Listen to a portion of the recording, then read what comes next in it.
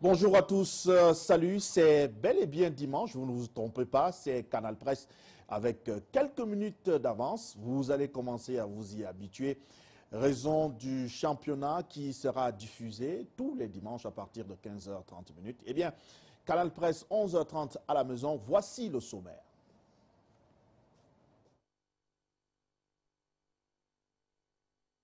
Nganou Messi envoie le Cameroun aux urgences.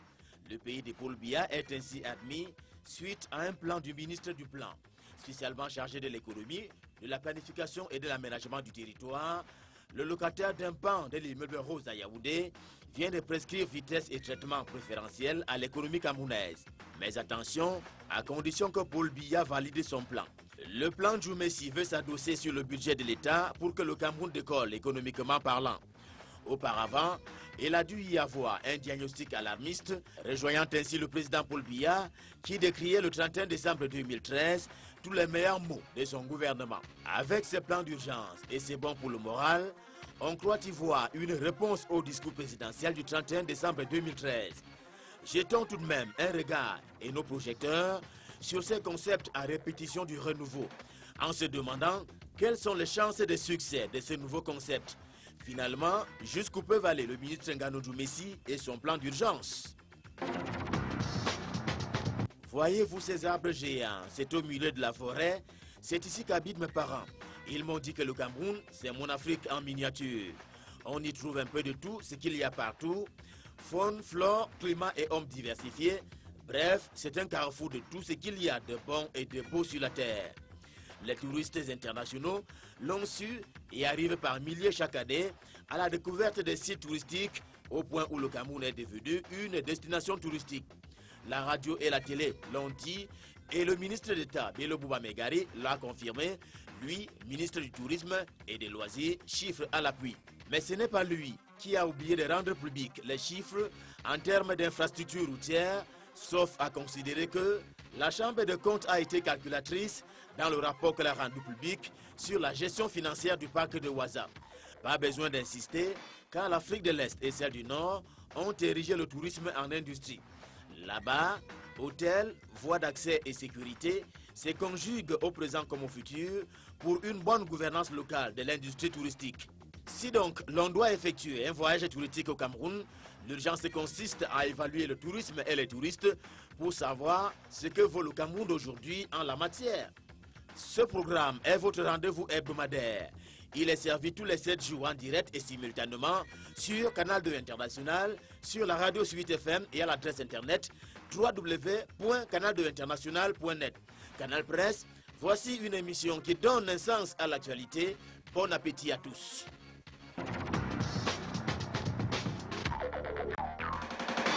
Bon appétit, Ghislain Pierre et Sono. À présent, on découvre nos différents panélistes qui vont nous permettre de décrypter l'actualité de la semaine. Avec nous sur ce plateau, une fois de plus, Jean-Baptiste Atemengue. Jean-Baptiste, bonjour et merci d'être venu. Bonjour et c'est moi qui vous remercie de m'avoir invité. Alors, les hôpitaux publics ont été paralysés cette semaine à cause d'une grève du personnel de santé, une situation inconfortable pour de nombreux patients. C'est vrai que notre hôpital public, en tout cas, ça fait longtemps qu'on sait qu'il se porte mal. Et le personnel, certes, a ses conditions de travail aussi que je ne maîtrise pas, mais je crois qu'il y a eu une discussion avec le ministre de la Santé. Mais de façon globale, je crois qu'à l'heure où on parle d'urgence, sur l'aspect économique, je crois qu'il n'y a pas que l'urgence dictée par le GICAM ou par le patronat, les contraintes économiques. Je crois que l'urgence est plutôt sociale à ce niveau-là, c'est-à-dire que l'éducation et la santé qui déterminent tout le reste sont aujourd'hui au Cameroun dans une situation où c'est là qu'il faut véritablement un plan d'urgence.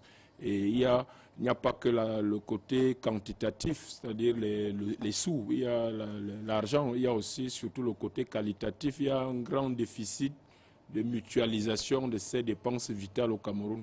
Sûrement que si les Camerounais, sous l'impulsion de l'État, s'organisaient mieux, la santé, l'éducation nationale et l'éducation tout court se porteraient bien aussi. Georges-Alain Boyomo, bonjour. Bonjour Bouba Ngomna et bonjour à tous vos téléspectateurs que j'espère encore plus nombreux ce dimanche. On a eu un peu peur, vous êtes arrivé à pic. Vous savez, on était habitué à Canal 2 à midi et là, on a dû reculer pour ainsi dire notre horloge à 11h30. Et c'est pour ça que j'appelle tous les téléspectateurs à s'arrimer à cette nouvelle programmation. Alors vous particulièrement, vous rentrez d'un séjour au Tchad et vous dites que là-bas, l'opposition s'organise déjà pour la succession du président Idriss Déby. Tout à fait, j'ai séjourné dans la ville de Moundou. Moundou, c'est la capitale économique du Tchad. On connaît plus N'Djamena au Cameroun, mais Moundou également doit être connu parce que c'est la capitale économique du Tchad. Là-bas, il y avait le congrès du principal parti de l'opposition qui est dirigé par Saleh Kebzabo. Kebzabo qui a été connu au Cameroun comme un journaliste parce qu'il a été journaliste à Jeune Afrique. Il est également le fondateur du premier quotidien privé de ce pays-là qui s'appelle N'Djamena Hebdo. Alors, ce regroupement-là s'est transformé en rassemblement de l'opposition socialiste africaine. Il y avait beaucoup de pays invités, le Niger, le Congo-Brazzaville, la RDC, qui ont honoré à ce rendez-vous-là. Il y avait surtout autour de Saleh Kebzabo une vingtaine de partis de l'opposition qui ont essayé de bâtir une stratégie dans la perspective de la présidentielle de 2016, donc dans 2 ans. Alors, ce qui m'a marqué, c'est d'abord cette prédilection qui s'installe au Tchad par rapport à l'union de l'opposition. Cette union a déjà produit des fruits, notamment la victoire lors des communales là-bas, dans la capitale économique, qui est contrôlée par un parti indigent de l'opposition. Cela a été le fruit d'une vaste coalition de partis de l'opposition qui ont compris que tout seul, une main ne peut pas attacher, un fagot. Et je pense que c'est une invite également aux oppositions d'autres pays, dont celle du Cameroun, de ne pas attendre le dernier moment pour fédérer ses forces. Là-bas, la présidentielle, comme je vous ai dit, c'est dans 2 ans et l'opposition est déjà en pleine préparation de cette présidentielle-là. Mais de manière fondamentale, mon expérience au Tchad m'amène à penser que nous n'avons pas encore de culture démocratique, en Afrique francophone notamment.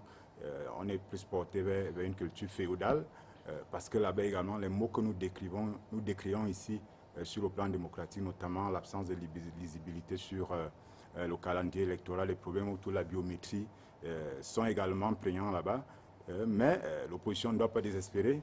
Je pense que cette opposition-là doit garder le curseur sur les principaux enjeux qui sont le bien-être des populations et l'épanouissement. En tout cas, un exemple à suivre par nos membres de l'opposition camerounaise. Merci, Georges-Alain, d'être venu. Avec nous également Cabral Libi. Cabral, bonjour. Bonjour, M. Bouba. Bonjour à tes nombreux téléspectateurs. Alors, Cabral, on vous accueille avec cette histoire d'emballage plastique qui sont interdits depuis jeudi dernier au Cameroun. C'est rentré en vigueur. Est-ce qu'on peut s'attendre à l'application, au respect de cette règle? Ben, écoutez, restons optimistes. Il faut toujours s'attendre à l'application des mesures. Mais vous comprendrez que je sois sceptique parce qu'avant celle-là, il y a eu d'autres mesures. Est-ce que celles qui ont précédé celles-là ont été appliquées? Je crains que non. Et il y en a une panoplie comme ça qui ne sont jamais appliquées. Et ça nous conforte à l'idée qu'il règne malheureusement au Cameroun la gouvernance par l'incantation. Tout à l'heure, j'étais un peu amusé quand j'écoutais, permettez-moi juste une légère digression avant de revenir sur les emballages. J'étais un peu amusé en écoutant Jean-Baptiste tout à l'heure qui évoquait la situation des hôpitaux. Alors, il y a une terminologie, on va en parler tout à l'heure, qui est en vogue. La terminologie de l'urgence. Alors, je me suis rappelé quand j'ai entendu parler de ça que j'ai lu un ouvrage il y a quelques mois, dont on a fait peu de publicité. L'émergence de l'Afrique, regard croisé, Paul Biya, Abdoulaye Bio-Tchane, qui est un ancien ministre béninois, et Youssou N'Dour. Et il y a une question qui lui est posée là-dedans sur la situation de la santé des Camerounais. Alors, il annonce là-dedans, c'est à la page 75, pour ceux qui auront lu l'ouvrage, il dit que depuis les années 90, notamment 96, il a amorcé des réformes hospitalières au Cameroun en termes d'infrastructures, de mise à niveau du plateau technique et il a lancé un plan d'urgence des ressources humaines. C'est à la page 75 de l'ouvrage dont je vous parle qui a fait l'objet d'une vaste médiatisation et même publication de par le monde, sauf au Cameroun. Donc c'est pour vous dire, non, je veux dire que les annonces, les plans d'urgence, on va en parler tout à l'heure, c'est bien dans l'incantation, dans le bavardage, mais dans la réalité, c'est ça le problème du Cameroun. Pour revenir dans aux emballages, j'ai entendu beaucoup de choses très intéressantes, comme quoi il y aurait des migrations de molécules qui partiraient des plastiques, donc du contenant vers le contenu, c'est très bien. Il y a longtemps que nous buvons l'eau en sachet, personne ne s'en est plaint. Mais il se passe que, il semble que c'est avec le whisky que ça pose particulièrement problème. C'est bien de protéger, de vouloir protéger les Camerounais. Mais en réalité, qu'est-ce qui est même plus grave? Ce sont ces molécules, je ne sais pas s'il y a des statistiques qui établissent clairement le niveau de cancer ou je ne sais quoi. Mais je dis c'est bien. Mais je dis encore que le problème est ailleurs. C'est dans le nombre impressionnant de marques de whisky, de boissons alcoolisées, de liqueurs en vente au Cameroun. Et là, ça rappelle encore une loi qui date de 114, révisée en 87, révisée en 96, qui revient sur la vente des boissons alcoolisées, sur les débits de boissons. On ne l'applique jamais. Alors, j'espère simplement qu'au moins, les sachets, malheureusement, en venant ici ce matin, j'ai toujours vu les gens boire quelques-unes de ces boissons. Peut-être que les policiers tardent encore à aller les attraper. Mais prions Dieu pour que ce soit... Au niveau justement de l'applicabilité de cette mesure, on se rend compte que certains grands magasins de la place ne se sont pas encore arrivés parce qu'il y a des clients qui portent des produits achetés à la main. Alors, il n'y a pas de plastique biodégradable. Oui, écoutez, ça s'appelle aussi mesure d'accompagnement. J'étais dans un grand magasin de la place hier, ça se faisait en carton, les cartons, mais c'est bien, ça va arriver. Il y a des boulangeries qui se sont arrimées assez non loin d'ici, d'ailleurs, du côté du centre-ville là-bas. Il y a une boulangerie qui vend tout dans du papier. Je pense que ça a fait l'objet d'annonces. Il y en a aussi de manière insolite, hein, on porte à la main. Oui, mais effectivement... Pas de carton, pas de papier, rien du tout. Mais ça pose un autre problème, c'est-à-dire à chaque fois qu'il y a des mesures comme celle-là, il faut prévoir d'autres, ce qu'on appelle l'accompagnement, des mesures alternatives. Là, la Nord, et il faut la féliciter, a tiré la sonnette d'alarme en disant il y a des examens qui sont faits qui démontrent ci, qui démontrent ça. C'est vrai que si la migration est démontrée pour le liqueur, la migration n'est pas encore démontrée pour les emballages, des produits, du savon ou je ne sais pas, qui partiraient du plastique dans lequel... Je pense que le problème ailleurs, il est environnemental. On parle des emballages biodégradables. Est-ce que nous disposons aujourd'hui d'un plateau technique susceptible de produire des emballages biodégradables pour suppléer au manque que provoquerait l'interdiction à laquelle vous faites allusion?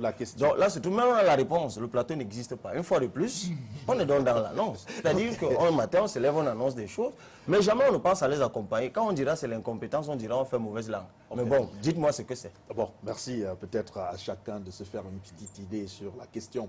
Babi Sakana, bonjour, merci d'être venu sur ce plateau. Bonjour. Vous êtes expert financier, pour être tout à fait précis, ingénieur financier, c'est bien cela. C'est ça. Alors avec vous, on va parler de cette nouvelle qui concerne le sous-préfet de Yaoundé 2e qui a fermé les débits de boissons cette semaine au motif de manque de licence, atteinte à la pudeur et nuisance sonore. Une démarche salutaire selon vous? Je crois qu'il a probablement fermé pour quelques jours. Puisque ça va réouvrir. En tout cas, si c'est parce qu'il manque les licences, ce que vous avez cité, les gars vont aller voir comment les solutions sont proposées et on va réouvrir. Et nuisances sonores, on va faire. En fait, et les nuisances sonores, évidemment, normalement, vous savez, la question touchant tout ce qui est distribution des boissons, c'est-à-dire alcooliques ou les diverses autres boissons. Vous savez qu'une mesurette, c'est-à-dire, je parle géographiquement, ne peut pas vraiment porter en termes d'impact.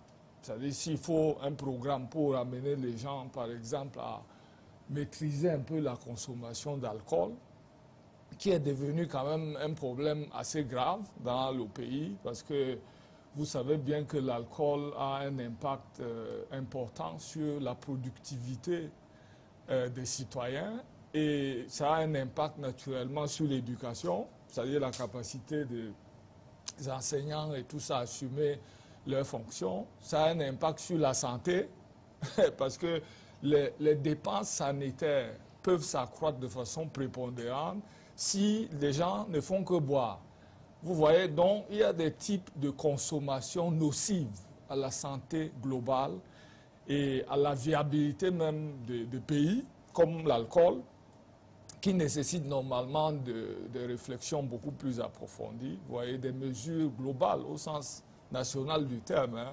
Ce n'est pas que dans une sous-préfecture uniquement que le sous-préfet se débrouille à créer une attractivité vers lui, parce que ça là, c'est que pour ces jours-ci, il est un homme très important. Okay. Après ça, on va oublier. D'accord. Oh, peut-être un mot. Oui, je voulais faire un lien entre les deux problématiques. C'est que la santé, en tout cas, la santé, comme j'ai parlé de mutualisation, la sécurité sociale ailleurs est née justement de la taxation de l'alcool. C'est-à-dire que si aujourd'hui on veut limiter à la fois la consommation de l'alcool et mettre sur pied une base solide du système de santé, d'un système de santé mutualisé, il faut sûrement une forte taxation de la bière ou quelque chose. Mais le lobby de l'alcool semble être très puissant au Cameroun. Et fait tout pour. Mais on peut pas mettre. On peut pas mettre de sécurité sociale ici au Cameroun sans y passer. C'est-à-dire qu'il faudrait que quand quelqu'un paye une bouteille de bière de 600 francs ou de 800 francs, que 200 francs aillent à la dépense de santé. Voilà, merci cher monsieur d'être venu. On va prendre une première pause juste pour signaler que notre cinquième invité reste attendu. Il s'agit de Messanga Nyamdi qui probablement a dû confondre l'horaire. Il a dû confondre l'horaire. On espère que d'ici à là, il va nous rejoindre pour la suite de ce programme. Alors la pause, c'est la revue de la presse traitée pour vous et par nous comme tous les dimanches d'ailleurs. C'est avec Debo Harley Andébé qui s'occupe d'ailleurs comme tous les dimanches, s'attelle à cette revue de la presse que nous allons ensemble feuilleter avec vous. Et si vous le permettez, on me signale déjà du côté de la régie la venue du cinquième invité, c'est-à-dire Messanga Nyamdi, qui pourtant était annoncé, je crois, avec la complicité de la régie. Nous allons peut-être attendre un tout petit peu le temps de dire un petit mot peut-être pour signaler que finalement cette semaine on suivait avec beaucoup d'intérêt le président de la République qui était porté disparu et on l'a retrouvé finalement, Georges, avec beaucoup de bonheur d'ailleurs. On est habitué à la formule au fantôme vous salue bien que Paul Biya avait déjà utilisé lorsqu'on l'avait annoncé pour mort. Maintenant, il est réapparu à Rome à l'occasion de la canonisation de Jean XXIII et de Jean-Paul II. Depuis vendredi, il est présent là-bas. C'est une gouvernance à la limite, j'allais dire désinvolte, mais à laquelle les Camerounais se sont habitués. C'est le droit des Camerounais.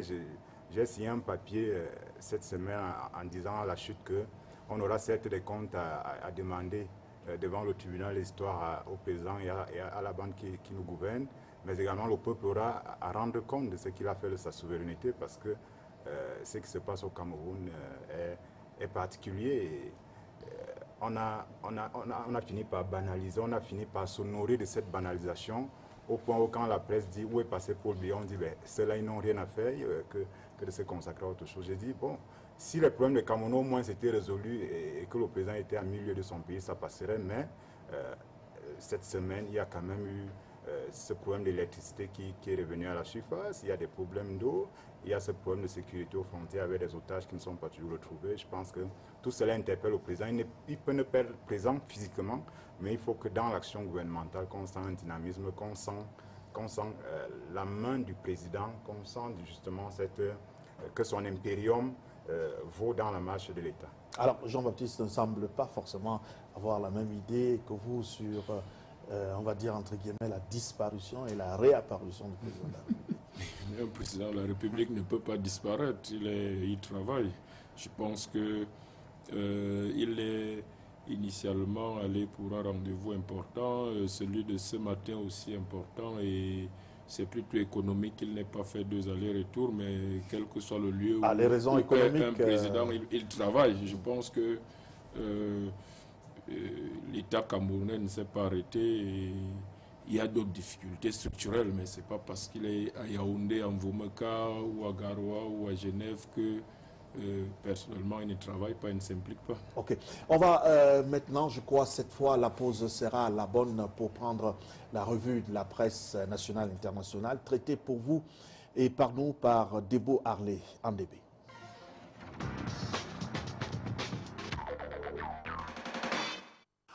Bonjour. Le fait du jour pour commencer est direction Rome, où les papes Jean-Paul II et Jean XXIII sont en train d'être canonisés au cours d'une célébration eucharistique spéciale qui se tient en ce moment même, place Saint-Pierre, au Vatican. C'est en présence de nombreux chefs de l'État, dont Paul Biya du Cameroun. Parce que Jean XXIII et Jean-Paul II ont eu une relation particulière avec le Cameroun, Paul Biya est donc aux premières loges, mieux dans le Saint des Saints pour reprendre l'action, le journal du RDPC. Et Wesley Toural de s'étonner de la présence de Paul Biya à Rome, lui qu'on cherche depuis la fin du sommet de Bruxelles, au moment où les autres chefs d'État sont rentrés chez eux. Pitié, Monsieur le Président, crie notre confrère face à la paralysie sociopolitique que vit le Cameroun depuis qu'il est parti. Pitié a également crié le personnel de santé en grève le 21 avril dernier dans les hôpitaux publics à Yaoundé. Le jour rapporte que le mouvement a été suivi à l'hôpital central, à Jamo, à Gynéco et au CHU. Ce 21 avril-là était vraiment journée de grève parce que c'était le jour choisi par Delon Magellan Kamgem Kamse pour commencer sa grève de la faim contre la hausse du prix du kilowatt de l'électricité. Depuis une dizaine d'années, reconnaît le messager, cet homme est régulièrement au devant de la scène pour dénoncer les cas de violation des droits des consommateurs. Les consommateurs qui attendent toujours de savoir ce qui va se passer avec l'interdiction des emballages plastiques non biodégradables. Le jour fait savoir que dans cette affaire, 10 000 emplois sont menacés de disparition au Cameroun. Les acteurs de l'industrie de la plasturgie redoutent déjà les effets néfastes. En 2012, rappelle le quotidien Bleu, la filière a généré 12 milliards de francs CFA au titre des taxes et droits de douane. Et ce n'est pas tout, le financier d'Afrique rappelle que la migration vers le biodégradable pourrait entraîner une augmentation d'environ 30% des coûts de production qui seront répercutés sur le prix au marché. Une version d'ailleurs partagée par le quotidien de l'économie, le biodégradable va coûter cher aux consommateurs en l'absence d'un accompagnement de l'État camerounais. Du même quotidien, il est question de l'atteinte du taux de croissance. Le gouvernement mise sur 6% en 2014. Mais comment l'atteindre, s'interroge Cameroun Tribune. Il est question de passer à l'action en améliorant le climat des affaires, en maximisant le taux d'exécution du BIP et la réalisation des infrastructures de base. La feuille de route du plan d'urgence examinée au cours du conseil de cabinet du mois d'avril tenu à l'immeuble Étoile. Le document sera soumis, dit Cameroun Tribune, à l'approbation du chef de l'État. Sur l'intégralité des mesures proposées par le ministre de l'Économie pour donc accélérer cette croissance, il faut dire repère 600 milliards de francs CFA. À peine énoncé, le plan d'urgence pour la croissance, selon la nouvelle expression, reçoit déjà des critiques, y compris au sein du gouvernement. Et ses chances d'être appliquées sont d'autant plus réduites qu'il faudra attendre l'autorisation du président de la République, habitué à prendre son temps. Pour le quotidien de l'économie, le Cameroun peut compter sur le Nigeria pour sa croissance. En devenant la première économie d'Afrique, le grand voisin ouvre une infinité d'opportunités d'affaires que pourraient saisir les opérateurs économiques camerounais. Il y a le Nigeria, il y a également la Côte d'Ivoire, dont la ministre de la Communication était en visite de travail cette semaine au Cameroun. C'est à Cameroun Tribune. Parlant communication, justement, c'est le chef de la division de la communication du ministère de la Défense qui a envoyé un droit de réponse au quotidien Le Jour sur la situation à l'extrême nord. Le lieutenant-colonel Didier Badjek affirme que l'armée camerounaise n'est pas dépassée. Pendant ce temps, ce même lundi 21, jour de parution de ce journal, l'anecdote faisait savoir que les anti-Balaka sautaient sur Meganga dans la Damawa. Les assauts répétés de la milice centrafricaine ont été repoussés heureusement par les forces armées camerounaises. 3 jours plus tard, c'est-à-dire le 24 avril, l'œil du Sahel faisait état d'une attaque, cette fois de 11 assaillants de Boko Haram dans le village Ouzal, département du Mayo-Sanaga à l'extrême nord. Selon notre confrère, la milice a ignoré les 3 religieux colombiens qui officient dans le village et voulait plutôt dévaliser la caisse d'épargne locale. Voilà qui intrigue Le Jour, qui s'interroge sur qui est Boko Haram. Un dossier de 2 pages sur la pénétration discrète et sournoise de la nébuleuse au Cameroun sous diverses formes, dont la prise d'otage. Mutation s'intéresse à la rançon souvent payée pour obtenir la libération et croit qu'il y a dedans un sérieux danger du fait de la multiplicité des négociateurs qui du fait compromet l'efficacité du processus. Évocation des cas de la famille Moulin-Fournier et du père Van de Bush. Oreillette du journal, vous allez comprendre pourquoi on parle de transport aérien. Selon le bulletin statistique de l'autorité aéronautique, le trafic aérien connaît une croissance de plus de 33% au Cameroun. Or, nos aéroports ne sont pas toujours compétitifs selon Europe Plus. Le classement 2013 des aéroports internationaux n'avait classé aucun aéroport du Cameroun parmi les 50 meilleurs d'Afrique au regard des données 2012. On parle soit du manque de transparence des autorités en charge de l'aéronautique, soit du retard criard qu'accuse le Cameroun dans l'amélioration de la qualité de ses infrastructures aéroportuaires et aéronautiques et dans la qualité du service, tout simplement.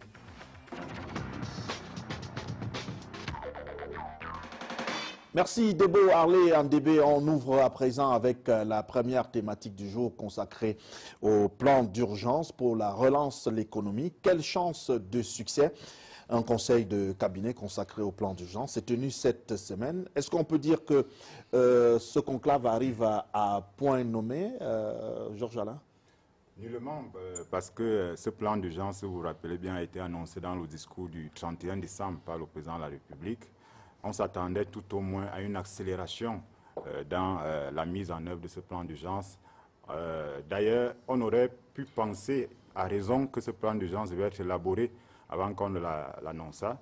On ne l'a pas élaboré. 4 mois se sont écoulés et c'est pratiquement en mai, c'est-à-dire qu'on nous reparle de ce plan d'urgence. Ça veut dire qu'en fait, on ne devrait plus parler de plan d'urgence puisque le gouvernement lui-même a démontré qu'il n'est pas dans l'urgence par rapport à tous les problèmes qui ont été signalés dans le discours d'autoflagellation du président le 31 décembre.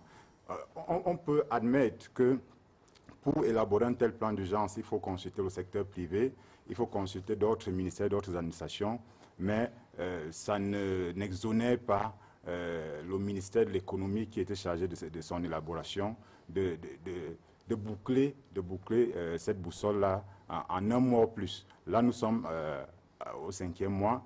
Je ne suis pas certain, on va rentrer dans le fond tout à l'heure, je ne suis pas certain que dans le timing et dans le contenu de ce plan d'urgence, qu'on va l'atteindre effectivement. J'ai peur qu'il ne s'agit là d'un nouveau fumigène qu'on balance au peuple camerounais. Alors, Babi Sakana, pour l'année 2014, le gouvernement veut atteindre un taux de croissance de 6% et un taux de réalisation du budget d'investissement public estimé à 90%. Est-ce que cela est possible selon vous? En réalité, changer les hypothèses de croissance à mi-parcours, c'est-à-dire au 4e mois, et mettre pour cible qu'au lieu de 4,8%, le gouvernement va atteindre plutôt 6%, c'est-à-dire plus 1,2 points, donc comme objectif additionnel. Vous voyez, par rapport à la cible de novembre-décembre, surtout maintenant en référence à comment faire pour que cet objectif-là devienne crédible, c'est-à-dire du point de vue des mesures structurées et paramétrées. Je pense qu'il y a un décalage important, c'est-à-dire au niveau de la faisabilité, vous voyez, du contenu de ce qu'on a comme planification additionnelle. Ce plan de 353 milliards, en fait, n'est pas un plan en tant que tel, parce que c'est juste un redéploiement d'objectifs et d'actions et une reprogrammation d'allocation de ressources, quoi. Parce que, en fait, son hypothèse, c'est que les 353 milliards sont financés par le budget actuel. Donc, ce qui veut dire que, comme on avait un budget de 3 312 milliards, avec un objectif de 4,8, maintenant on va avoir 6%, toujours avec les 3 312 milliards. Maintenant, fondamentalement, les questions qui appellent l'urgence, vous voyez, n'ont pas été adressées. Lesquelles, par exemple? La première, que c'est un peu ce qu'on appelle les contradictions, vous voyez, un peu aussi ce qu'on peut appeler les goulots d'étranglement. Le Cameroun est un pays solvable, c'est-à-dire son endettement est inférieur à 20% du PIB il est inacceptable qu'il accumule des arriérés de paiement, vous voyez, à ses prestataires qui atteignent, selon le chiffre que la Banque mondiale a publié dans la semaine, 6,7% du PIB. En fait, c'est-à-dire qu'en 2013, le PIB du Cameroun, c'est 13 300 milliards. Ça veut dire que 6,7 points de ça, c'est à peu près 900 milliards d'arriérés de paiement. Voilà un État, vous voyez, qui crée une obstruction systémique dans la manière dont le système économique fonctionne, quoi. Et qui n'est pas justifiable. C'est-à-dire que, n'ayant pas de problème de solvabilité, il est anormal qu'un État ne soit pas à même de payer régulièrement et à bonne date, vous voyez, ses engagements, quoi. Internes, parce que c'est les prestations internes. Ça, c'est un premier goulot d'étranglement qui n'est pas adressé, vous voyez, par ce nouveau plan. Le deuxième, c'est que l'État du Cameroun est surdimensionné. Vous comprenez, avec 37 ministères et avec une arithmétique budgétaire inversée, c'est-à-dire 30% pour l'investissement, 70% pour le fonctionnement. Donc, normalement, un État, vous voyez, qui veut accélérer le progrès, le ratio minimum d'investissement, c'est 40% et 60% pour le fonctionnement, quoi. Donc, voilà une autre contradiction interne qui n'est pas adressée, qui n'a pas du tout été effleurée, vous voyez, du point de vue de l'urgence. Maintenant, alors, le goulot d'étranglement le plus fondamental, c'est que le Cameroun a réussi à construire, vous voyez, un système économique basé sur la rente, c'est-à-dire, en fait, un système rentier de marché. Un système économique rentier de marché, au lieu d'un système économique concurrentiel de marché. Vous voyez, parce qu'au cœur du système, les questions de concurrence ne sont pas traitées. C'est-à-dire qu'on ne met pas l'ensemble des acteurs économiques au même pied d'égalité, que tout le monde respecte la norme qui est fixée. Et donc, c'est, si vous voulez, ce qu'on appelle l'industrie de la criminalité économique qui s'épanouit, quoi, au cœur du système et le déstabilise, donc, fait donc que ce système génère peu de croissance. Parce que le 4,8, qui est le plafond, c'est-à-dire si on atteint 5, c'est le plafond systémique avec lequel on peut avoir maintenant. Donc, vous ne pouvez pas dépasser le 5%, vous voyez, sans changer les paramètres du système, quoi. Ok, vous comprenez pourquoi on laisse longtemps la parole à l'expert financier pour qu'il puisse bien dérouler et qu'on puisse être au même niveau d'information. Avec nous, il nous a rejoint à présent, Messanga Nyamdi. Bonjour. Bonjour, bonjour aux téléspectateurs. Vous savez, parfois il y a des aléas. Vous avez eu un petit accident, mais Oui, plus de voilà. peur que de mal, vous Oui, êtes plus de là. peur, oui. Parce que J'ai vous avez un char, malheureusement- vous avez été bousculé C'est ça. par J'ai un chauffeur de taxi qui m'est rentré dedans. Bon, finalement, ça s'est arrangé. Hein. arrangement à l'amiable. Vous À êtes là, l'amiable, à l'essentiel. l'amiable. Alors, quand on écoute un peu le raisonnement de l'expert financier Babi Sakana, il y a beaucoup de paramètres qui n'ont pas été pris en compte par rapport au plan d'urgence pour la relance de l'économie. Doit-on croire vraiment à ce plan d'urgence ou alors, comme disait Georges-Alain Boyomo, c'est juste de la fumée? Il faut expliquer aux téléspectateurs de Canal 2, d'abord, la mesure incitative à un plan d'urgence. Souvenez-vous, il y a eu le discours du président de la République, le 31 décembre, qui faisait remarquer globalement l'inertie du gouvernement. Et il s'est d'ailleurs posé la question de savoir pourquoi on n'arrivait pas à réaliser certaines opérations de développement chez nous, alors que cela se réalise ailleurs. Ça veut dire que dans toute cette vision programmatique, il y avait au cœur de le discours du président de la République le problème de l'inertie, donc l'inertie du gouvernement. Alors, moi, quand on parle de plan, pour ceux qui nous écoutent, un plan, c'est quoi? Un plan, c'est une mesure applicable immédiatement, maintenant et tout de suite.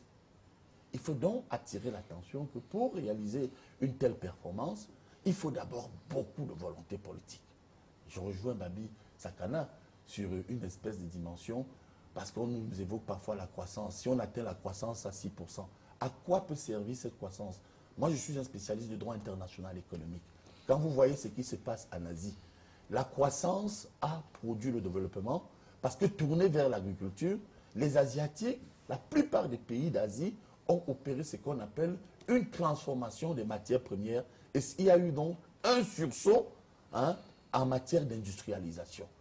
Or, chez nous, les 3 étapes de la modernisation de notre économie ne sont pas encore mises en avant. Il faut vulgariser ce qu'on appelle, Jacques Attali appelle faire la révolution artisanale. Il faut deuxièmement faire la révolution agricole. On voit bien que, et ça je ne suis pas là pour donner de bons ou de mauvais points à tel ou tel ministre, mais le sursaut et surtout communicationnel du ministre de l'Agriculture est de plus en plus intéressant. Et puis, avec cela, il faut donc relancer la consommation. Ok. Quel est le plan? Alors, je voudrais chuter quand même rapidement sur le contrôle des Babi Sakana. Quand on parle de plan d'urgence, il concerne qui? Les Camerounais. Ça veut dire que relancer la consommation dans un environnement où il n'y a pas d'emploi, dans un environnement où on n'a pas confiance à une administration un peu trop corrompue. Ça veut dire que l'urgence, c'est quoi? Mesures incitatives pour lutter contre la corruption, mesures incitatives pour assurer les potentiels investisseurs, mesures incitatives pour relancer l'emploi.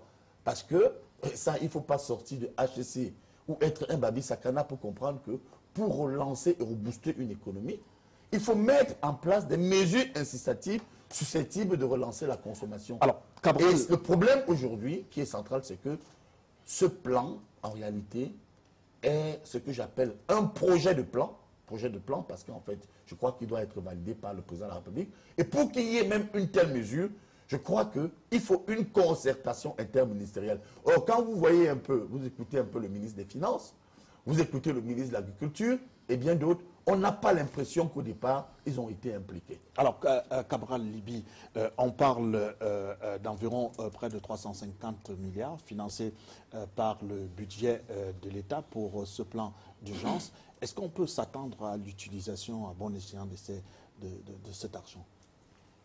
Monsieur Bouba, je peux vous garantir que jusqu'à l'échéance d'alternance en 2018, vous aurez attrapé le tournis.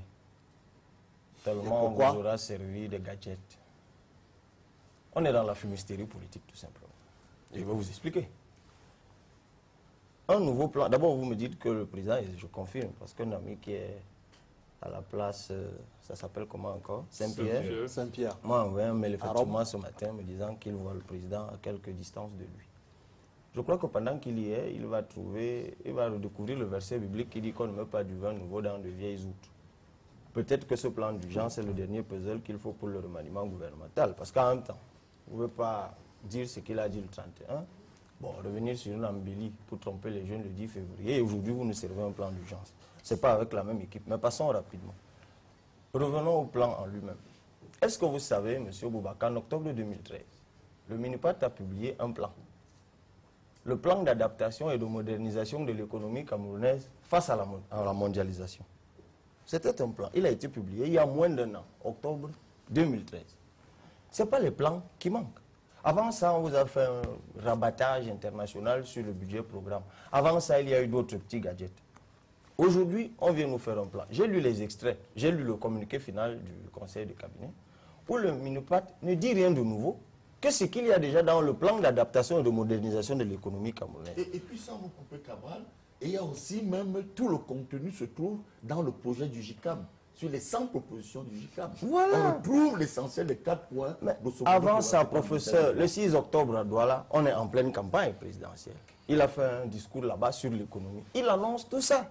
Ce n'est pas les annonces qui manquent. Je vous dis, vous aurez des annonces, vous aurez des gadgets, vous aurez des choses, des plans. Mais rien de réaliste. Mais les problèmes structurels de notre économie sont connus. Allons pas à pas. Je ne suis pas un grand économiste comme M. Babi Sakana. Mais ce n'est pas la magie. En fait, c'est des choses qui sont évidentes. C'est juste que les économistes savants essayent de compliquer un peu. Dans une économie où les coûts de production, il parlait de production tout à l'heure, sont élevés, c'est-à-dire l'énergie, les transports, les télécommunications. Dans une économie où la corruption, la fraude, la contrebande règnent, dans une économie où l'accès au capital est une gageure, dans une économie où la main-d'œuvre qualifiée est rare, dans une économie complètement extravertie. Entrons même dans la structure, parce que j'ai promis d'expliciter ces choses. Entrons même dans la structure de production, parce que dans la structure de production, et je reviens aux statistiques du MINPAT. Alors, dans la structure de production, vous avez 15% pour le capital, 8% pour le travail, 1% pour les impôts, et 64% pour les intrants. J'essaie d'expliquer encore. Qu'est-ce qu'on appelle intrants? Vous avez les intrants importés, la moitié, 34%. Vous avez les intrants non échangeables. C'est-à-dire quoi? Cabral, pour abonder dans votre sens, quand il parle des intrants importés, nous importons pour 500 milliards de riz, voilà, par exemple. Encore que là, c'est pour la consommation. Je parle même d'intrants dans le circuit de production. Tout à fait. Vous avez les intrants comme l'électricité. Vous avez le débat sur l'électricité, vous avez l'eau, ainsi de suite, que vous n'avez pas. Donc, en réalité, et je ne parle pas, si vous voulez, on va encore loin dedans. Il y a le secteur en économie, on parle du secteur primaire. Permettez-moi de dire ces choses pour que les gens puissent comprendre. Tout à fait. Il y a le secteur primaire, c'est-à-dire l'agriculture, il y a le secteur secondaire, l'industrie, et le secteur tertiaire, où on vend les commerces, les services marchands et tout le reste. Relisez les textes du MINUPAT. Ils vous disent que notre économie est tertiarisée à 86%. C'est-à-dire que 86% de notre économie, c'est la vente des services. Quels services? Services importés une fois de plus. Dans ce contexte, M. Bouba, faites 130 000 plans, ils n'auront aucun résultat.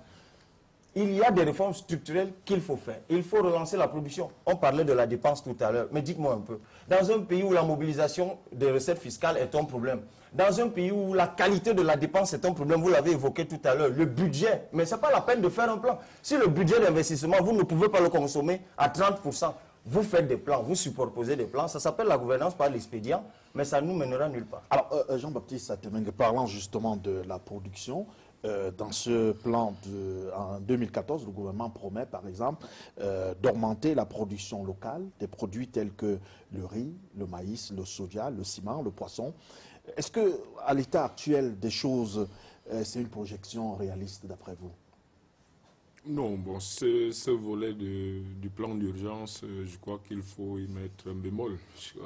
Le riz, je ne sais pas quelle période on sème le riz. Moi, nous sommes au mois d'avril. Je ne suis pas sûr qu'en mettant à la disposition les moyens, le temps que ça arrive aux agriculteurs, ce riz poussera cette année. C'est lui qui va augmenter la production. Non, il y a sûrement un problème technique par rapport surtout à l'aspect quantitatif de ce plan.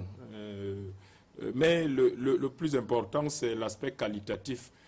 Et sur ce volet, je pense que depuis le discours du 31 décembre, on a senti quand même des soubresauts, notamment en matière d'optimisation du budget d'investissement public. Le livre, le programme est sorti, le livre, comment on l'appelle, le livre, le journal des marchés. Le journal des marchés est sorti un peu plus tôt. On a senti un effort de part et d'autre pour que cette année, le taux de réalisation soit un peu plus élevé. Mais ça n'enlève en rien la qualité de ces investissements publics qui pose encore un problème de fond. C'est-à-dire que quand aujourd'hui, même si on réalise à 100% l'investissement public, quand aujourd'hui l'État, dans le journal des projets, dit j'attribue un centre de santé intégré à 50 millions à telle localité et que sur les 50 millions, l'investissement effectif est de 15 millions, je ne sais pas si qualitativement c'est l'optimum. Sûrement pas. Mais grosso modo, il faut quand même qu'on revienne à la base. Je crois que le professeur Messanga citait Jacques Attali tout à l'heure, qui est un grand penseur mondial. Jacques Attali, je crois que son dernier ouvrage portait sur l'histoire de la modernité. L'histoire de la modernité. Voilà. Et ce qui est en quelque sorte la façon dont chaque communauté imagine son avenir. Tout à fait. Dans 20 ans, dans 50 ans. Et cette façon de l'imaginer est située dans un cadre mondial où nous sommes des suiveurs. Nous n'inventons pas. Nous n'avons qu'à copier de façon intelligente ce qui est inventé ailleurs. Ce n'est pas le cas quand on regarde le plan d'urgence du Cameroun? Ce n'est pas totalement le cas, justement, parce qu'il y a beaucoup de problèmes. Il y a beaucoup de problèmes. C'est-à-dire que la quantité, techniquement, sur le plan quantitatif, le budget a été voté. Donc, on ne peut pas... à moins de... D'ailleurs, il se pose un problème de légitimité de ce plan d'urgence. Quand il y a... je pense que ça doit passer par une loi des finances modificatives. Seuls les députés ont le droit de changer ce qu'ils ont voté en décembre. Donc les 253 milliards qu'il faut rechercher, je ne sais pas où, les députés devraient être au courant de cette augmentation et d'où ça va venir. Et même la réallocation des 360, les députés devraient réexaminer cette réallocation. On ne peut pas modifier la loi de finances de façon technocratique en cours d'exercice. Donc il y a un problème politique qui se pose. Et puis pour abonder encore dans ton sens, en une seconde, il faut aussi une concertation intergouvernementale. Et ce problème politique, Jean-Baptiste, on termine par vous. Ce problème politique, il est beaucoup plus profond. C'est-à-dire que le RDPC au pouvoir aujourd'hui, moi je suis un responsable d'organe de base, mais si tous les textes imaginés par les fonctionnaires qui entourent les ministres, qui eux-mêmes finalement, je ne sais pas s'ils ont un véritable pouvoir politique, parce que les plans d'urgence, il faut les réaliser en fonction d'une vision politique. Mais aujourd'hui, il faut absolument réformer même l'institution ministérielle. On parlait du grand nombre de ministères tout à l'heure, mais le fonctionnement même, il ne peut pas être optimal si politiquement personne n'est responsable dans un ministère. Alors, et je voulais surtout conclure en disant ceci. Là, on parle du JICAM qui a fait des propositions. On parle d'un plan d'urgence économique, mais ça le rend unidimensionnel. Il y a le volet social. On a parlé des hôpitaux tout à l'heure. Je crois que l'urgence aujourd'hui est de rassurer nos populations. Moi, je voyais plutôt un plan d'urgence beaucoup plus social, c'est-à-dire en termes de demandes pressantes de la population, ce qui pourrait... l'économie et le social. Oui, mais sauf que le plan d'urgence économique ne produit pas d'effet immédiat. Il doit d'abord... Parlons justement du côté social. N'importe qui sera peut-être visible dans 5-10 ans, mais le social est urgent aujourd'hui, la santé, l'éducation, je crois qu'il y a des urgences là-dessus. Et c'est là où moi j'attendais un plan d'urgence. Voilà, parlant justement de ce plan d'urgence sur le côté social, là on parle aussi de la maîtrise de la production énergétique et de la construction d'infrastructures pour booster la croissance. Est-ce que le chantier avance comme il se doit? Boubangomna, il y a beaucoup de mystifications dans ce plan d'urgence. Vous voyez que mis bout à bout, on aboutit forcément à ce que j'appelais tout à l'heure un fumigène. Je voudrais insister sur ce que Jean-Baptiste Atemenga a dit tout à l'heure par rapport à l'élaboration du budget. C'est-à-dire, dès l'élaboration du budget, on devait déjà sentir que le gouvernement a envie de modifier de manière fondamentale les conditions de vie, de relancer l'économie. Parce que, je parle sous le contrôle de Babi Sakana, le budget est l'expression du positionnement de l'État par rapport aux politiques publiques. Or, dès la circulaire de cadrage de ce budget, il y avait déjà un problème. Le président parlait d'une croissance de 6%. Lorsque le ministre de l'économie, puis le premier ministre est passé devant les députés, on a revu nos ambitions à la baisse. Alors, aujourd'hui, on revient à 6% tel que le président l'avait indiqué dans la circulaire, alors que rien n'a fondamentalement changé. Par exemple, je prends un exemple simple, on parlait de la production du riz tout à l'heure. Vous pensez que dans les 8 derniers mois de l'année, le Cameroun a produit une quantité suffisante de riz au point de ne plus consommer le riz qui viendra de Thaïlande ou de Malaisie? Ce n'est pas possible. Et c'est manquer de respect vis-à-vis du peuple camerounais que de dire que dans ces 8 prochains mois-là, on doit consommer le riz camerounais, alors que les commandes ont même déjà été passées. Le riz que nous allons consommer dans les 8 prochains mois, les commandes ont déjà été passées ici et là. Donc, moi, je pense qu'il fallait d'abord agir sur cela. Et je reviens sur la chaîne de dépenses de la dépense publique qui est toujours gangrénée par un certain nombre de lourdeurs. On se serait attendu tout au moins à la restructuration du ministère des marchés publics, à défaut de le supprimer tout simplement. Le restructurer tout au moins parce qu'aujourd'hui constitue un goulot d'établement objectif dans la chaîne de dépenses publiques. Ça veut dire qu'on a beau sortir le journal des marchés en janvier, mais si le mammouth que constitue le ministère des marchés publics ne peut pas travailler vraiment en intelligence avec les autres ministères, on va aboutir soit à des marchés qui ne seront pas passés, à la sous-consommation des crédits, parce qu'on parle, le président lui-même a parlé d'un taux de consommation du BIP de moins de 50% dans beaucoup de régions, et on nous dit qu'en décembre, on va atteindre un taux de consommation de 90%. Qu'est-ce qui a changé fondamentalement pour qu'on fasse ce saut, j'allais dire, illusoire, parce que on sait bien comment ça se passe dans les ministères avec ces goulots d'étranglement. Alors, Babi Sakana, est-ce qu'on peut s'attendre, par exemple, à des retouches dans la ventilation du budget 2014 du fait de ce plan d'urgence? Ce qu'on est en train de dire, ce qui est transparent, là, c'est qu'il n'y a pas de plan.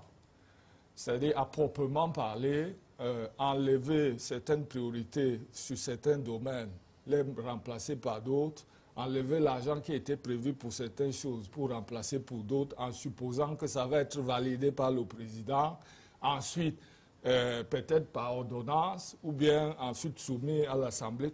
J'ai dit, cette mécanique n'a pas de portée systémique crédible. Parce que d'abord, le modèle de croissance du Cameroun qu'il faut connaître, c'est que la croissance camerounaise est tirée à 88% par la consommation, 20% par l'investissement et moins 8% par le commerce extérieur. Ce qui veut dire que l'État peut même exécuter à 100% son budget d'investissement public. Il affecte la croissance que de 4%. Parce que les investissements publics sur les 20% total pèsent 4. Le privé pèse 16. Vous voyez, donc quand vous voulez changer la structure et le rythme de croissance, il faut toucher les paramètres systémiques, quoi. Ce n'est pas les variables qui n'ont pas un impact, vous voyez, prépondérant sur le système. Quand on dit qu'il n'y a pas réellement de plan d'urgence, c'est que ce qui est prévu ne touche pas les fondamentaux qui sont nécessaires pour modifier la trajectoire, vous voyez, du fonctionnement du système, quoi. Pour vous, ce n'est pas un plan d'urgence, c'est quoi? Il s'agit de quoi, donc, finalement? Je ne sais pas, c'est peut-être à vous de voir quel nom donner à ça. De toute façon, pour moi, en termes de fonctionnement de l'économie, en termes instrumental et même procédural, c'est un peu ce qu'on peut appeler c'est-à-dire un type de monstre, quoi, qui ne peut pas avoir un nom en proprement parler. Non, un plan comme pour les autres, mais pas un plan d'urgence. Pour le moment, peut-être que ça reste un projet, mais si le président veut être conséquent avec le diagnostic réalisé en décembre, ça nécessite d'être reconfiguré totalement parce que les enjeux centraux, c'est-à-dire les goulots d'étranglement majeurs du système ne sont pas adressés, vous voyez, par le plan. Donc si vous voulez faire un plan d'urgence, c'est un plan qui remet en cause, vous voyez, les usages, les choses qui étaient l'habitude. Parce que le système produit maximum 5% de croissance. Il faut le prendre en système. Et une croissance donc, qui ne profite pas. Voilà, donc c'est ça qu'on appelle croissance approvissante. C'est-à-dire que le taux de croissance de l'emploi dans cette croissance est faible. Et c'est pour ça que c'est contradictoire par rapport aux chiffres d'emploi qui sont scandés à la fois par le président lui-même et vous voyez les autres dirigeants. Donc nous sommes là en face, vous voyez, d'un problème qui n'a pas encore de solution, quoi. Il faut peut-être continuer à ce qu'on puisse explorer réellement comment est-ce qu'on peut procéder pour accélérer le rythme de croissance économique du Cameroun. Alors, Camarade Libi, dans la mise en œuvre du plan d'urgence, la question de qualité des ressources humaines se pose également. Quels sont, selon vous, les profils qui doivent être retenus pour relever ce défi? Non, quand vous parlez de qualité de ressources humaines, vous évoquez forcément la formation, l'éducation. Donc, il parlait peut-être du social tout à l'heure. C'est un autre volet qu'il faut intégrer dans le plan d'urgence. C'est un vieux débat que nous avons animé lorsqu'on a évoqué les questions d'émergence. On s'est dit, la première question qu'on doit se poser lorsqu'on a une planification pour l'émergence, ou alors la deuxième question, voilà notre vision, de quel type de profil avons-nous besoin pour implémenter cette vision? C'est une question qu'on ne se pose généralement pas au MINPAD. C'est pour ça que moi j'ai envie de vous dire, ce n'est certainement pas un plan d'urgence, mais c'est un plan dans l'urgence. L'urgence, cette fois, n'étant pas économique, mais de satisfaire Paul Biya, qui, de retour de son court long séjour privé, veut trouver sur la table quelque chose en ayant l'impression que pendant son absence, les gens se sont un peu bougés. Sauf que la plupart du temps, on vous dira, on vous parle du coût d'implémentation du plan d'urgence, mais personne ne vous parle du coût de réalisation du plan papier qu'on va soumettre. Parce que c'est là les vrais enjeux au MINPAD. On vous dira un jour ce que ça a coûté, ce travail-là qu'on est en train de présenter au président de la République. Donc, on est loin des préoccupations de fond. Il faut rentrer, de toute façon, ils le savent, hein, M. Bouba. C'est ça qui est curieux dans l'affaire. Ces analyses que nous faisons là, ces experts peuvent les faire autant que nous. C'est-à-dire qu'ils savent très bien quels sont les problèmes de notre économie. En tout cas, certains d'entre eux. Comment voulez-vous, vous faites quel genre de plan d'urgence? On est d'accord que c'est un plan dans l'urgence de séduire le président. Mais qu'est-ce que vous voulez faire?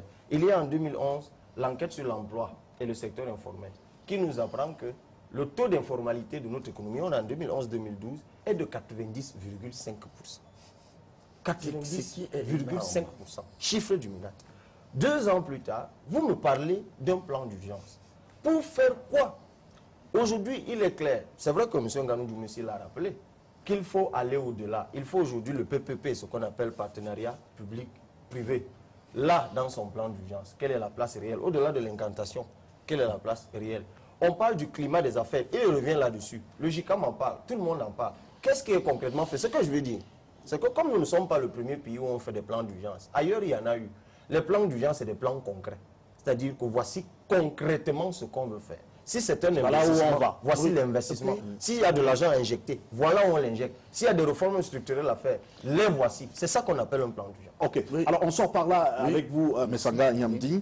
Le coup d'envoi du redéploiement des ressources humaines passe-t-il nécessairement par la formation d'un nouveau gouvernement? Non, je pense que vous avez raison d'évoquer un élément déterminant pour relancer l'économie d'un pays, c'est-à-dire la notion d'entrepreneur politique. C'est vrai que quand vous voyez la plupart des secteurs aujourd'hui au Cameroun, la justice est très corrompue, je vous dis très corrompue, c'est-à-dire aujourd'hui, vous avez nos tribunaux qui ressemblent de plus en plus à des véritables chambres de commerce. Hein, bon. Et puis, vous avez aujourd'hui même l'administration est hyper corrompue. Vous savez, moi, je vais vous dire quelque chose, je suis un biaïste. Je voudrais attirer votre attention que il faut que certains cessent de tromper le président de la République. Moi, je pense effectivement que le président a souhaité qu'on relance cette économie et qu'on améliore le cadre de vie des Camerounais, le niveau de vie. D'ailleurs, dans un de ses discours, il disait que les problèmes qui tiennent les Camerounais à cœur, est-ce qu'on les a identifiés? Les jeunes sont au chômage ou sinon ils ne sont pas dans les emplois précaires. La corruption au quotidien est devenue une gymnastique nationale. Et regardez un autre point très important.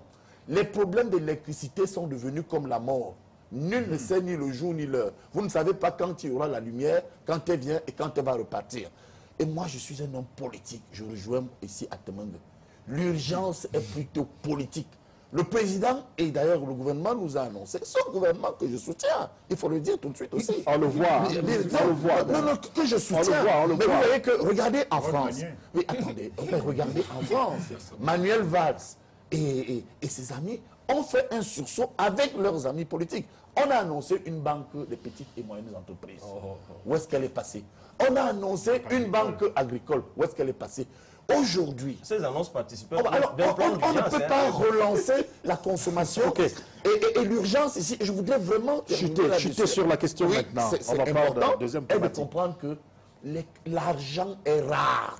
Je vous dis, allez à l'arrière-pays, à Molundu, à Garoua, à Yabassi, l'argent est rare. Mais il y a des produits. Donc il faut comprendre qu'aujourd'hui, ce qu'on recherche, c'est le pouvoir d'achat. Et dans un contexte où, effectivement, vous avez une incertitude en matière d'énergie, je crois que l'une des urgences aujourd'hui, d'ailleurs, lorsque le gouvernement, il y avait le conseil de gouvernement de mémoire, bon, moi, en tant qu'homme politique, j'entendais et je voyais la société se poser la question sur l'augmentation du prix de l'électricité. Vous savez, M. Babi Sakana, vous savez que les économistes parlent terminez sur la question, Messanga, terminez parce qu'on a plus beaucoup de temps. Discours en bourse. Lorsque vous avez des préoccupations sociales, est-ce que l'électricité va augmenter? Est-ce qu'on va lutter contre la corruption? Écoutez, et le gouvernement lui-même n'en parle pas. Mon parti lui-même n'en parle pas. Écoutez, on peut dire qu'il n'y a pas de plan d'urgence. Il y a plutôt la peur de voir le chef revenir.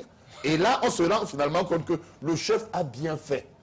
Pour répondre à votre question, et non, il a plutôt bien fait de maintenir ce gouvernement pour montrer jusqu'où certains peuvent aller. Et là, vous comprenez que si le président, il y a 7 mois bientôt, depuis septembre, où on a terminé le double scrutin, avait fait le remaniement, on aurait dit oui, j'allais faire ci, j'allais faire ça. Mais regardez aujourd'hui la gesticulation communicationnelle. Merci on a tout simplement le président a bien fait de laisser ce gouvernement en place pour que chacun se souffle lui-même. Merci, Messanga.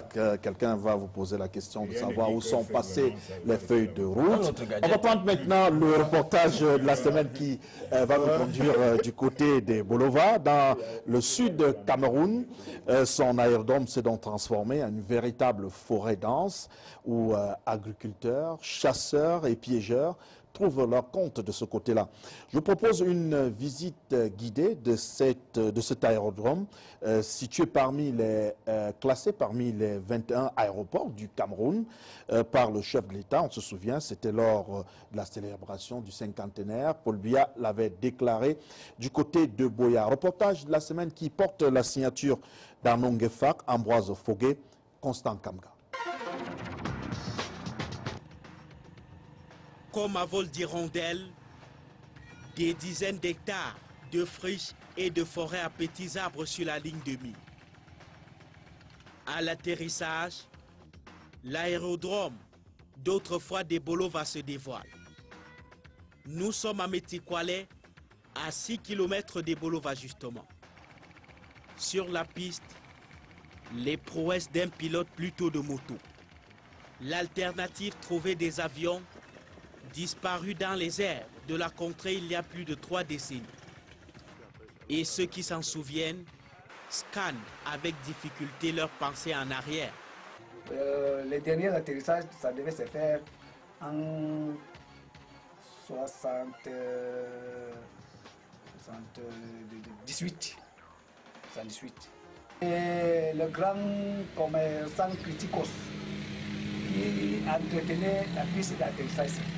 Criticos, peut-être ces vieux souliers qui restent en souvenir de lui. La piste d'atterrissage a cédé place aux buissons, bon terrain de prédilection pour des chasseurs piégeurs rencontrés. C'est juste pour venir regarder mes pièges qui sont là en brousse. Et comme il y a les champs de maïs et le manioc, il y a beaucoup d'hérissons. Donc aujourd'hui, je n'ai pas eu d'hérissons et c'est que demain ou après-demain, j'aurai. Autre activité par défaut, l'agriculture saisonnière. Le feu de brousse a déjà sevré l'espace de sa jachère et les semences sont annoncées. Les signes témoins des beaux jours de Metikwale sont au bout de nos efforts, illustrés en talent caché de pisteur.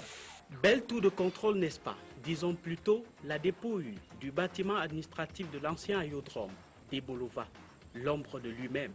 Les murs devenus pièces à conviction d'histoire et d'autres signes visibles de l'aérodrome bien fonctionnel il y a une trentaine d'années. Le ministre des Transports ici fait la découverte de son aérodrome, ou mieux de sa brousse du Sud, même si cité à Boya, parmi les 21 aéroports du chef de l'État. La tutelle semblait ne pas connaître cet état de choses. Maintenant, nous savons où et nous savons quelles sont les conditions. Alors, l'espace existe. Ce que je note, c'est que par rapport aux autres chefs-lieux de région, Bolova ne reçoit rien du tout. Non, c'est dit. Alors, si nous remettons au goût du jour, nous réouvrons Bolova, il y aura une valeur ajoutée. L'étendue fait 34 hectares, selon les papiers de mise à la disposition de l'État, datés de 1956. 4 heures et 30 minutes pour le parcourir, d'abord à moto et puis à pied. Heureusement que sa forêt et ses goyaviers sont producteurs de rations pour les reporters. Voilà, merci pour ce très bon reportage d'Arnaud Ngefak qui va nous servir de transition. On parle à présent tourisme. En 2011, je commence avec vous, Georges Alain, un forum international dénommé, on se rappelle, Cameroun Holiday. C'est donc tenu à Yaoundé, qui avait été placé sous le haut patronat du chef de l'État et présidé par le vice-premier ministre en charge de l'agriculture à l'époque. On peut se poser la question aujourd'hui, où sont passées les recommandations de ce conclave? C'est vrai, surtout quand on a vu le reportage de tout à l'heure, quand on sait que les aéroports constituent également des éléments d'appréciation par rapport à l'attractivité d'un pays, on peut effectivement se poser cette question. Il se trouve effectivement qu'en 2011, il s'est tenu au Cameroun, ce que vous avez appelé Cameroun Holidays, qui était un forum qui a réuni les professionnels du secteur du tourisme, autour de la question du développement de l'industrie touristique au Cameroun. En principe, le ministère du Tourisme devrait être en ce moment, ou alors plutôt en train d'implémenter toutes les recommandations pertinentes de ce forum-là. Mais ce n'est pas le cas. Ce n'est pas le cas. Les problèmes ont été bien identifiés. Le diagnostic a été bien fait. On devrait normalement passer à la thérapie. Malheureusement, du côté du ministère du Tourisme, il y a comme une stratégie qui consiste à vouloir réorganiser notre forum dans l'objectif de refaire le diagnostic et de prescrire une nouvelle thérapie. Et il faut dire que c'est un mal bien camerounais qui a d'ailleurs été déjà signalé dans le discours du chef de l'État qui disait que on aime organiser des séminaires, des symposiums, des colloques, mais une fois les recommandations prises, on ne les met pas en œuvre. Alors comment comprendre par exemple... C'est un cas typique, c'est un cas caractéristique de cette gouvernance. Comment comprendre par exemple la volonté du ministère du Tourisme qui est en charge de ce secteur de ne pas mettre en œuvre les recommandations de ce conclave? Et il y a ce qu'on appelle le principe de la continuité du service public. Ça veut dire que même si à la tête d'un ministère, les hommes changent, il y a une politique qui est impulsée qui doit suivre son cours. Mais ce qu'on constate dans notre contexte, c'est qu'une fois que le ministre change, on change de prestataire, on change de document, on change de boussole, et ça entraîne ce que beaucoup ont appelé l'inertie, ou alors ce que le président de la République particulièrement a appelé l'inertie dans la mise en œuvre des programmes gouvernementaux. Là, c'est le cas du tourisme, on peut le transposer à d'autres secteurs. Et le tourisme, comme vous le savez, c'est la plus grande industrie dans le monde. C'est-à-dire qu'en termes de volume d'affaires, le tourisme passe avant l'industrie pétrolière, par exemple. Et donc, on parlait tout à l'heure de plan d'urgence. Le Cameroun capitalise tous ses atouts touristiques. Le Cameroun, c'est l'Afrique en miniature, comme on a l'habitude de le dire. Or, aujourd'hui, on parle de 900 000 touristes en 2013. Ce n'est pas suffisant, c'est en deçà du potentiel qui est celui du Cameroun. Je pense qu'on peut faire mieux. En 2020, on parle d'1 million de touristes, ce qui est très peu. Le ministère dit qu'il peut faire 2 millions, mais on a un cas, on a déjà une boussole qui a été élaborée lors de Cameroun Holidays. Est-ce que cette boussole est implémentée? Je ne le pense pas. Jean-Baptiste Atemengue, l'OMT, l'Organisation mondiale du tourisme, place le Cameroun parmi les destinations touristiques internationales et le pays à fort potentiel. Comment peut-on rentabiliser cela? Oui, c'est comme dit Georges Alain, le Cameroun c'est l'Afrique en miniature, c'est-à-dire qu'un touriste étranger qui viendrait ici aurait plusieurs visages à visiter dans un même pays que nous n'exploitons pas. Alors je crois qu'il y a un problème idéologique d'abord par rapport au tourisme camerounais, c'est-à-dire que face à l'approche de l'industrie de masse, de l'industrie touristique de masse qu'a adopté par exemple la Tunisie et d'autres pays, il y a une réticence au Cameroun à y aller, c'est-à-dire à accorder, ce qui signifie qu'il faut accorder une place importante aux investisseurs étrangers, en fait, qui ramènent leurs compatriotes. Et là-dedans, le taux de retenue de l'économie nationale est probablement faible, mais avec le nombre, on a beaucoup. Alors, de rentrer. Ou alors l'approche actuelle qui oriente les choses vers l'écotourisme. Encore que là, il faut approfondir ce concept de tourisme de qualité, peut-être plus rentable pour nous, avec une implication plus grande des acteurs, des investisseurs nationaux. Or, là aussi, il y a des limites parce que nous n'avons pas assez de capitaux. Donc, il y a un problème idéologique qu'il faut régler. Et aussi institutionnel, un pays on le visite parce que au-delà de ce qu'il y a à visiter, les gens sont accueillants, il est propre, les mairies sont en ordre de bataille. C'est-à-dire qu'on veut partout arrêter les touristes, tout ça, ça s'organise. Et il faut que tout le monde s'y mette. Je crois que c'est un autre chantier majeur, hein, le tourisme, ça dépasse le pétrole et on est un beau pays. Je crois qu'il y a un potentiel énorme pour les générations à venir qu'ils doivent exploiter. Justement, on est un beau pays, Babi Sakana. Pourquoi, par exemple, les pays africains, moins dotés par la nature que le Cameroun, parviennent à être des destinations touristiques? Vous savez, c'est une question qui est, je peux dire, latérale. En fait, le tourisme, c'est une industrie transversale, c'est-à-dire elle compose plusieurs filières.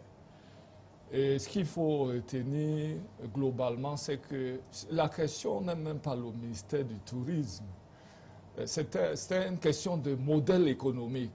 Vous voyez, parce que dans chaque pays, on définit un modèle économique et on choisit des filières qui vont porter, vous voyez, la croissance à long terme du pays. Donc ça, c'est des choix fondamentaux de l'équipe dirigeante. Donc, quand vous voulez traiter d'une question structurelle, elle ne peut pas se faire sans les choix du président de la République. C'est-à-dire c'est lui qui a le mandat de conduire la nation, vous voyez. Et donc, les choix se font en termes de modélisation globale et de décomposition de la place de ce que vous voulez avoir comme composante majeure par rapport à votre avenir, quoi. Non, ici, on traite toujours le tourisme, c'est-à-dire par dépit. C'est-à-dire un peu comme on dit que oui, mais comme ça arrive comme ça ailleurs, mais qu'est-ce qu'ils ont fait? Il n'y a pas eu, lorsque vous regardez la structuration de la politique, vous voyez, de production globale du pays, des choix qui permettent de savoir exactement où est-ce qu'on part. Je vais vous donner un élément symbolique.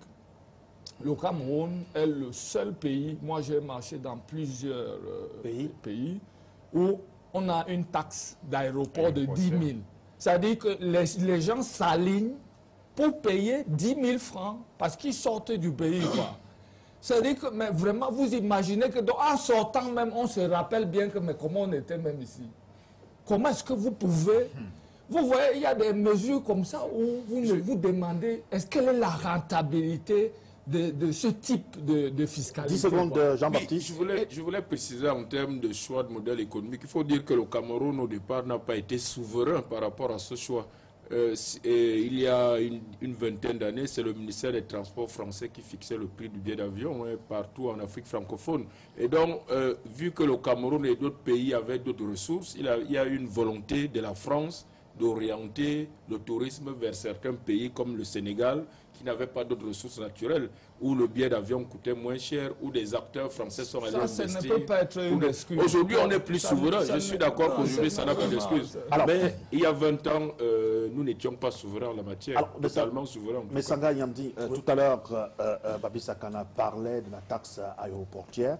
Est-ce que, par exemple, pour les visas d'entrée au Cameroun et les taxes aéroportières dont faisait allusion Babi Sakana, qui sont jugés prohibitifs, est-ce que le gouvernement camerounais ne doit pas, par exemple, simplifier les procédures de voyage dans notre pays? Oui, là encore, je vais convoquer des entrepreneurs politiques. Vous savez, Bouba Ngomna, de 1997 à 2002, j'étais professeur à l'Université des Antilles et de la Guyane. Pôle Caraïbes. Pourquoi j'y évoque ce truc? C'est la première destination touristique du monde. Prenez un pays comme la Guadeloupe ou la Martinique, que je connais très bien. Comment vous pouvez comprendre que ce pays de 400 000 habitants engrange à peu près 5 millions de touristes par an? Tout simplement parce qu'il y a une concertation, une cohésion politique, concertation inter-acteurs ministériels.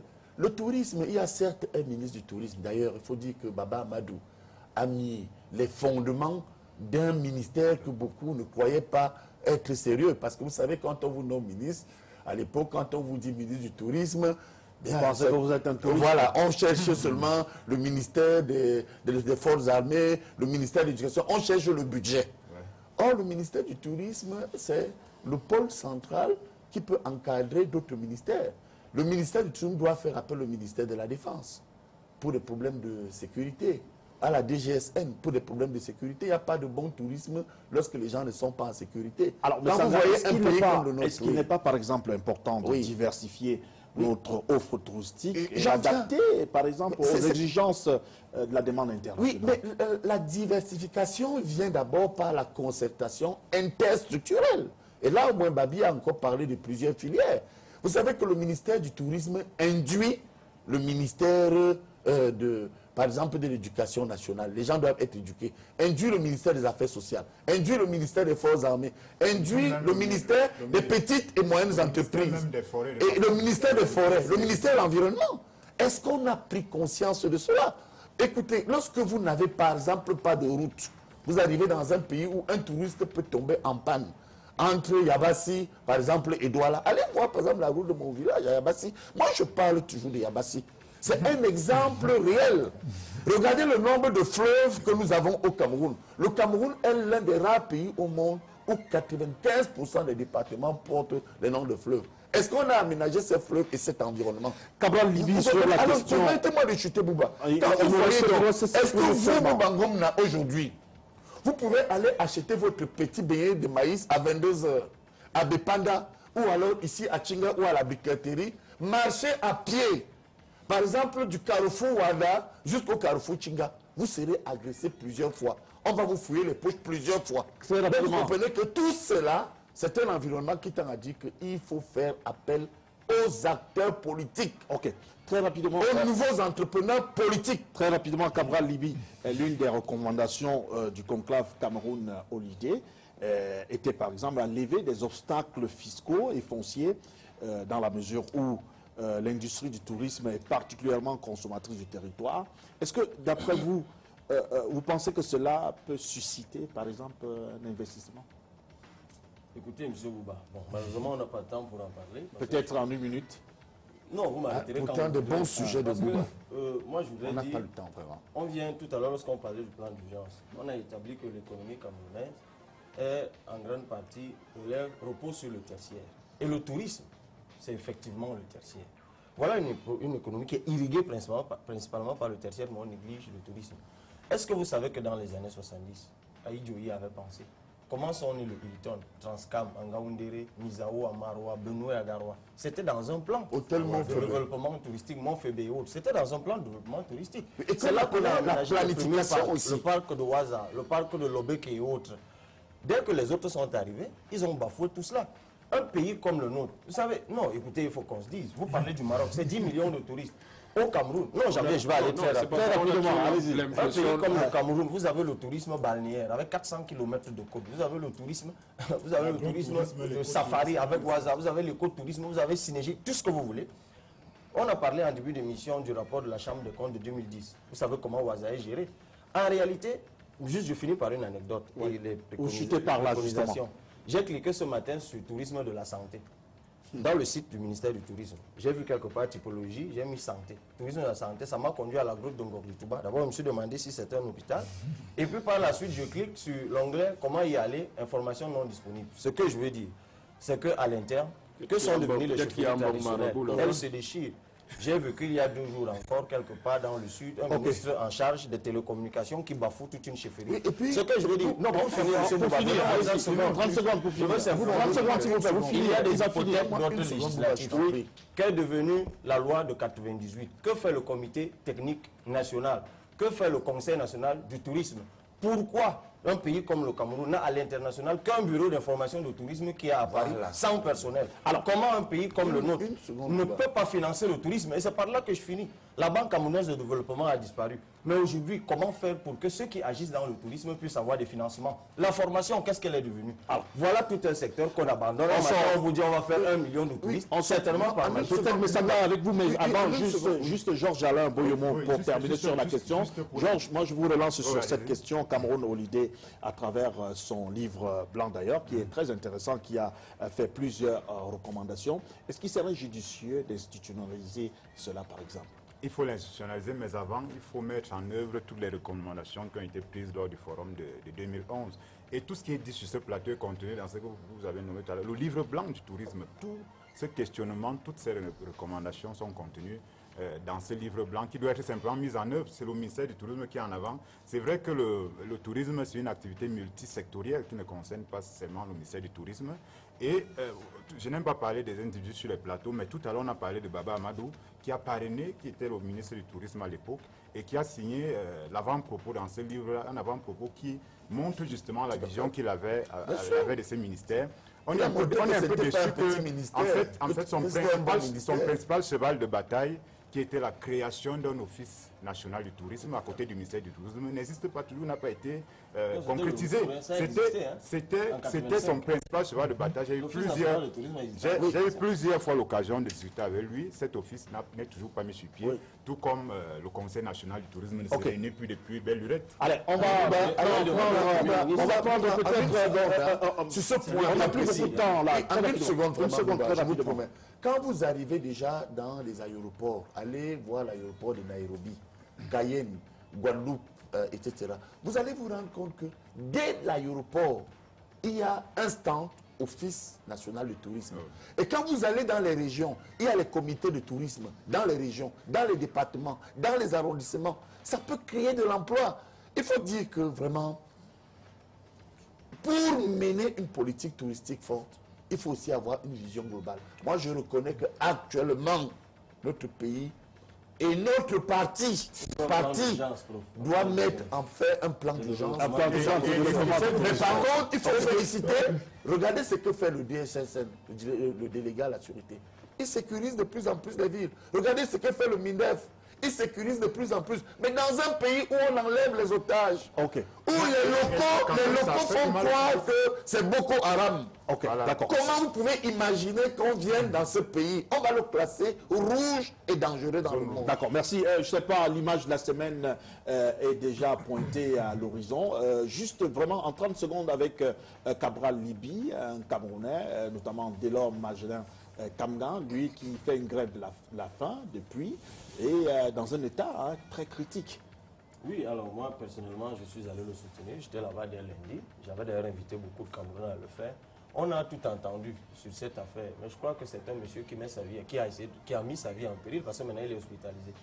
Il a plus sur lui, il a eu des problèmes respiratoires. Il a mis sa vie en péril pour qu'il n'y ait pas augmentation du prix du kilowatt. Et aux dernières nouvelles, il y a une réunion d'urgence qui va se tenir demain à Larcel, au bout de laquelle on devra annoncer aux Camerounais qu'il n'y aura pas d'augmentation. Je pense que c'est des initiatives. Mais je voudrais vous dire, pendant que j'étais là, j'ai vu la roublardise, le mépris. Quelqu'un qui sort de son bureau et qui dit vous foutez quoi là, mourrez si vous voulez. Je ne veux pas citer son nom, c'est un M. Mpina et autres. Non, certains ne sont plus humains ici. Quand quelqu'un comme celui-ci, mais vraiment, M. Bouba, si aujourd'hui on augmente même le prix du kilowatt, je ne suis pas sûr que c'est de l'or qui ne pourra pas payer ce kilowatt. Mais lui, il décide de le faire. Alors on a tout entendu. Oh, les Bamileke, oh, il cherche l'argent, oh, il veut se faire connaître, oh, il veut ceci, oh, il fait cela, oh, on l'a payé. Qu'est-ce que ça a à voir dans une action civile de défense des intérêts collectifs? Alors, de l'ordre, moi, je te dis, de là où tu es, bravo. Si tu relances dès demain, comme tu as décidé de le faire, si la réunion ne donne rien, je serai une fois de plus à t'écouter. J'invite les Camerounais à te suivre. D'ailleurs, on va passer à l'étape supérieure. Alors, 10 secondes d'abord pour vous, Jean-Baptiste. 10 secondes vraiment. Non, le suivre voudrait dire que tu commences aussi ta grève de la faim. Non, à titre personnel, d'accord, c'est entendu. Jean Alain, je voudrais dire que dans un pays où les gens veulent aller au paradis sans mourir, je pense que l'acte de l'homme Magellan Kamgan est effectivement héroïque. Moi, je dis simplement que si notre pays fonctionnait à peu près normalement, les activistes doivent faire l'activisme, les journalistes font du journalisme, les militants font du militantisme, les députés votent des lois et contrôlent la gouvernementale et chacun qui balaie devant sa cour, la société on termine par vous. Donc, c'est la choisi de défendre les consommateurs. On termine par Babi Sakana. Alors, avant Babi, en une seconde, sans te couper, Babi, sans te couper, je pense qu'il faut redonner ce pays aux biaïstes. Parce que l'acte que pose Delors est tout simplement la preuve que certains sont en décalage avec la vision du chef de l'État. D'accord, merci. C'est Babi, ça, on termine par vous. Oui, je disais que la protestation positive est quelque chose de très important. Donc la demande sociale, en réalité, va vers cette direction-là. C'est pour ça qu'il faut normalement encourager que les gens puissent protester de façon ordonnée. Et qu'on trouve des solutions parce que... Et le plan d'urgence doit avoir... Merci, cher monsieur. C'est terminé. Merci, cher monsieur. Merci, Georges Alain. Merci, Babi. Merci à vous également, Cabral. Merci, Messanga. Merci, Jean-Baptiste. Et on vous donne rendez-vous dimanche prochain pour une autre édition de Canal Presse. N'oubliez pas, ce sera bien sûr à partir de 11h30. Et prenez le rendez-vous sur Canal 2 International à partir de 15h30, la retransmission du championnat Ligue 1 du Cameroun. Madame, monsieur, bien le bonjour.